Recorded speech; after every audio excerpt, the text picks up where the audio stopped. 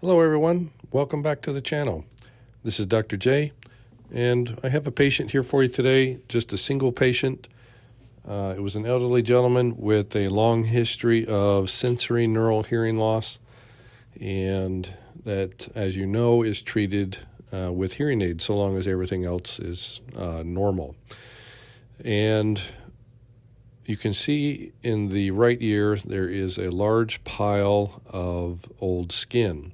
There's a little bit of earwax mixed with that, which gives it the kind of a orange brown to gold color, but it is mostly skin.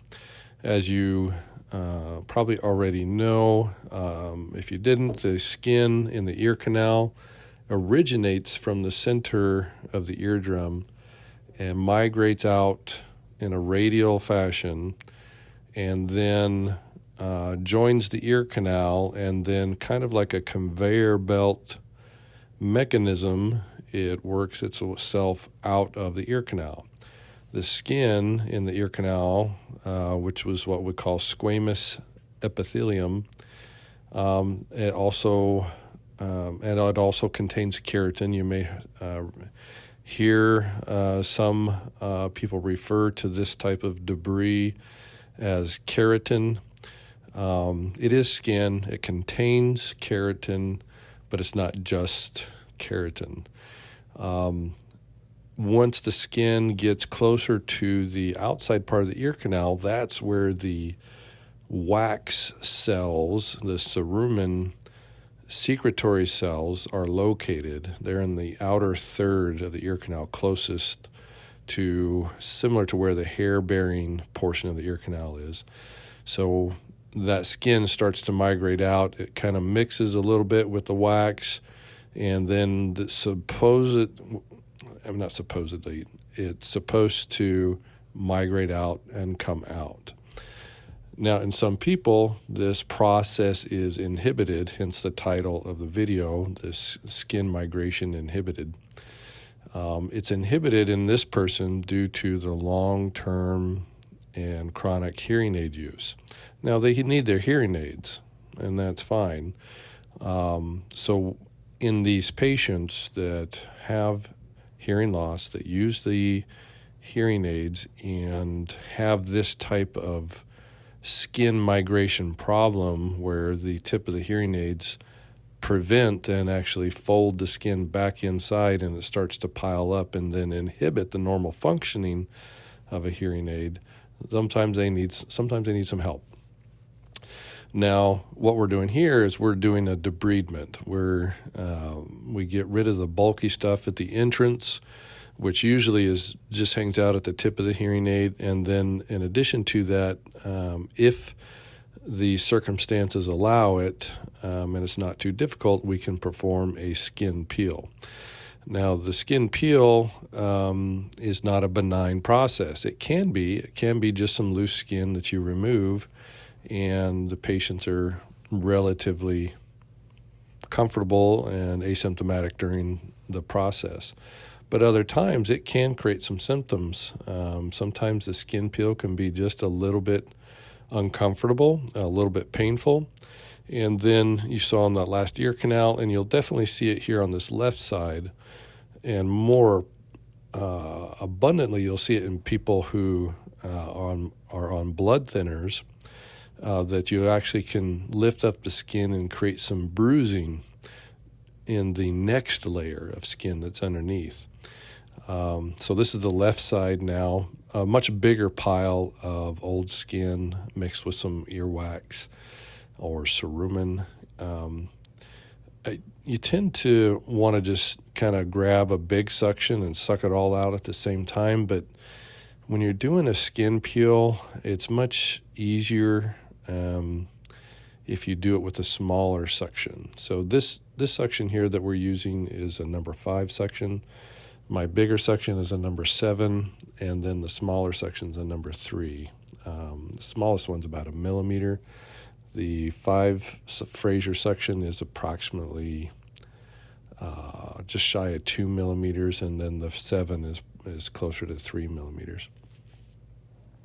So not a lot to work with, but it makes a big difference in working In an ear canal, which its diameter may be about 1 centimeter or just larger than 1 centimeter, not a lot of room to work.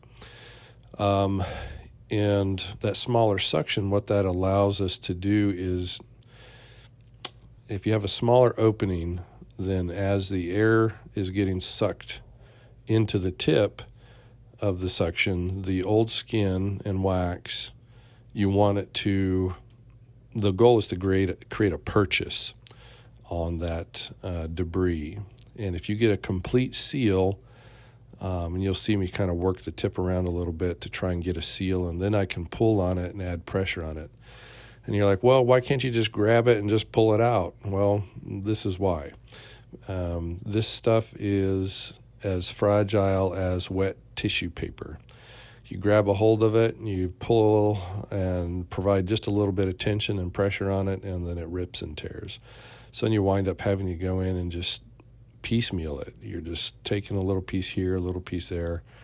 And it's pretty rare that you can pull an entire ear canal shell out with just, a single pull. It's a pretty rare event. Occasionally you'll get a really nice, big, long piece of skin that'll come out all at the same time, and it's very satisfying when that happens. But otherwise it's tends to be more of a tedious process. Here you see me moving the tip around, trying to gain a purchase, trying to close off the entire tip of the suction so that I can actually pull and provide some tension on the different areas of the old skin. And now you see here what I was talking about before is there's a hematoma forming, or you could call it a blood blister, if you will, but some bruising or bleeding underneath that next layer of skin on the what would be the anterior or front wall of the ear canal. And you can see it slightly extending down into the base or the inferior part of the ear canal wall. We're working pretty deep in the ear canal at this point. We're right next to the eardrum. We're trying to pull skin up from the anterior sulcus and from the roof or the superior canal wall, and then we have the eardrum immediately behind us, so we're really restricted on space that we have to work with. And as that hematoma continues to develop, it further inhibits the view into the anterior sulcus. And so you'll see here towards the end where it's just getting out of view and out of the point to where it's safe to work back there with this current setup.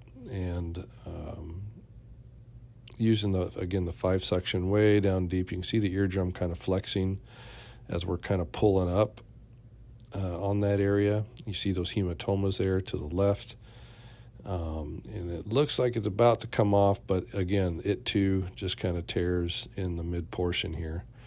And I think the patient felt that one a little bit, so didn't want to be too much more aggressive. And if you happen to pop that hematoma, it would deflate, but then you got blood in the ear canal, and then you got other problems you got to deal with, so you don't want to do that. So I got this little fragment here. It's not coming up in suction. I grab my alligator forceps and just try and peel it off, and that's all I'm going to get for now. For this patient, based on the way he presented, I recommended that he come back in about 3 to 6 months, and meanwhile we'll use some topical drops. Thanks for watching. We'll see you on the next video.